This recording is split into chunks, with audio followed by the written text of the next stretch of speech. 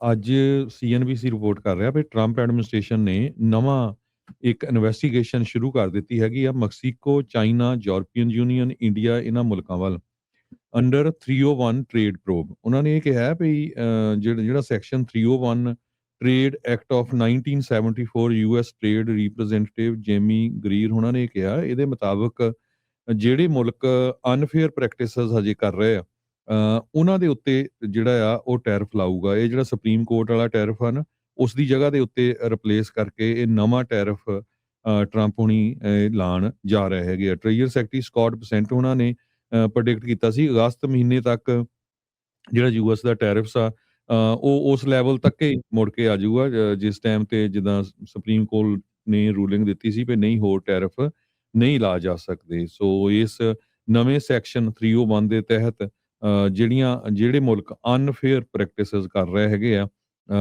ਵੀ ਹੇਰਾਫੇਰੀ ਕਰ ਰਹੇ ਇੱਕ ਦੂਜੇ ਤੋਂ ਈਵਨ ਬਲੌਕ ਕੀਤਾ ਹੋਇਆ ਫਿਰ ਵੀ ਲੈ ਰਹੇ ਆ ਬਿਜ਼ਨੈਸਸ ਉਹਨਾਂ ਮੁਲਕਾਂ ਤੋਂ। ਸੋ ਉਹਨਾਂ ਦੇ ਵਿੱਚ ਜਿਹੜੇ ਆ Japan, India, Taiwan, Vietnam, south Korea, Singapore, Switzerland, Norway, Indonesia, Malaysia, Cambodia, Bangladesh, Thailand ਇਹ ਸਾਰੇ ਆਉਂਦੇ ਆ। ਇਸ ਸੈਕਸ਼ਨ 301 ਦੇ ਤਹਿਤ ਨਵੇਂ ਟੈਕਸ ਲਾਏ ਜਾਣਗੇ।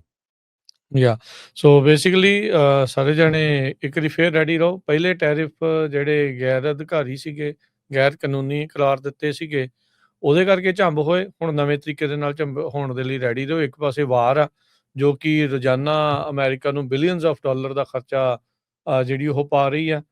ਡੈਟ ਦੇ ਵਿੱਚ ਲਗਾਤਾਰ ਵਾਧਾ ਜਿਹੜਾ ਉਹ ਹੋਣਾ ਆ ਤੇ ਲੋਕਾਂ ਨੂੰ ਅਫੋਰਡੇਬਿਲਿਟੀ ਦੇ ਲਈ ਮਨੀ ਤਾਂ ਨਹੀਂ ਇਹਨਾਂ ਦੇ ਕੋਲ, ਪਰ ਇਹ ਜਿਹੜੀ ਆ ਕਾਫੀ ਜ਼ਿਆਦਾ ਜਿਹੜਾ ਖਰਚਾ ਇਸ ਦੇ ਵਿੱਚ ਵਧਣ ਜਾ ਰਿਹਾ ਤੇ ਇਸ ਚੀਜ਼ ਦੇ ਵਿੱਚ ਲੱਗਦਾ ਵੀ ਹੋਰ ਵੀ ਕੰਮ ਕਸੂਤਾ ਜਿਹੜਾ ਆ ਉਹ ਲੋਕਾਂ ਦਾ ਨੂੜਿਆ ਜਿਹੜਾ ਹੋ ਜਾਣਾ ਆ।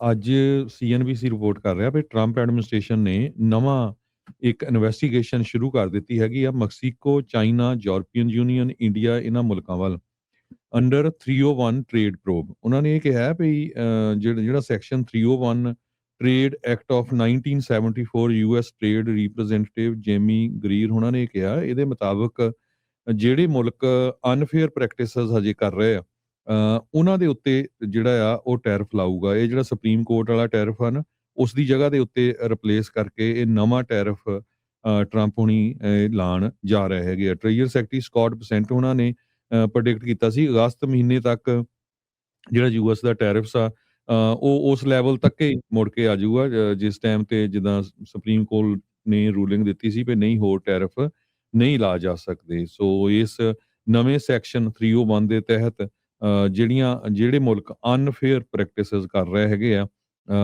ਵੀ ਹੇਰਾਫੇਰੀ ਕਰ ਰਹੇ ਇੱਕ ਦੂਜੇ ਤੋਂ ਈਵਨ ਬਲੌਕ ਕੀਤਾ ਹੋਇਆ ਫਿਰ ਵੀ ਲੈ ਰਹੇ ਆ ਬਿਜ਼ਨੈਸਸ ਉਹਨਾਂ ਮੁਲਕਾਂ ਤੋਂ। ਸੋ ਉਹਨਾਂ ਦੇ ਵਿੱਚ ਜਿਹੜੇ ਆ Japan, India, Taiwan, Vietnam, south Korea, Singapore, Switzerland, Norway, Indonesia, Malaysia, Cambodia, Bangladesh, Thailand ਇਹ ਸਾਰੇ ਆਉਂਦੇ ਆ। ਇਸ ਸੈਕਸ਼ਨ 301 ਦੇ ਤਹਿਤ ਨਵੇਂ ਟੈਕਸ ਲਾਏ ਜਾਣਗੇ।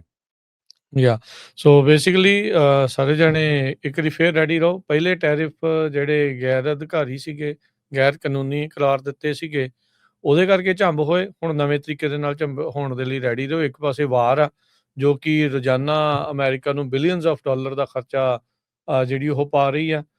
ਡੈਟ ਦੇ ਵਿੱਚ ਲਗਾਤਾਰ ਵਾਧਾ ਜਿਹੜਾ ਉਹ ਹੋਣਾ ਆ ਤੇ ਲੋਕਾਂ ਨੂੰ ਅਫੋਰਡੇਬਿਲਿਟੀ ਦੇ ਲਈ ਮਨੀ ਤਾਂ ਨਹੀਂ ਇਹਨਾਂ ਦੇ ਕੋਲ, ਪਰ ਇਹ ਜਿਹੜੀ ਆ ਕਾਫੀ ਜ਼ਿਆਦਾ ਜਿਹੜਾ ਖਰਚਾ ਇਸ ਦੇ ਵਿੱਚ ਵਧਣ ਜਾ ਰਿਹਾ ਤੇ ਇਸ ਚੀਜ਼ ਦੇ ਵਿੱਚ ਲੱਗਦਾ ਵੀ ਹੋਰ ਵੀ ਕੰਮ ਕਸੂਤਾ ਜਿਹੜਾ ਆ ਉਹ ਲੋਕਾਂ ਦਾ ਨੂੜਿਆ ਜਿਹੜਾ ਹੋ ਜਾਣਾ ਆ।